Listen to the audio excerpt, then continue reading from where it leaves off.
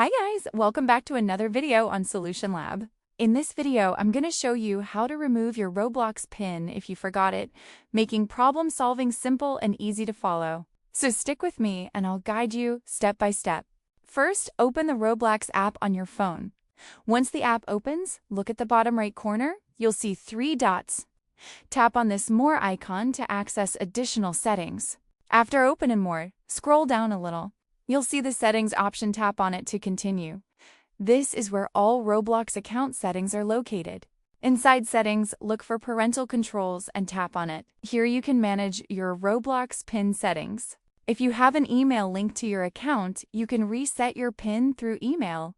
Follow the instructions in the email to remove or reset the PIN. If the email option is not available, you can restart your iPhone or Android device. After restarting, the option to reset the PIN will appear.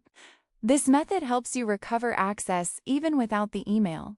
So, this is how you can easily remove your Roblox PIN if you forgot it. If this video helped you, don't forget to subscribe to Solution Lab for more easy tutorials. And if you have any questions, feel free to comment below. I'll be happy to help.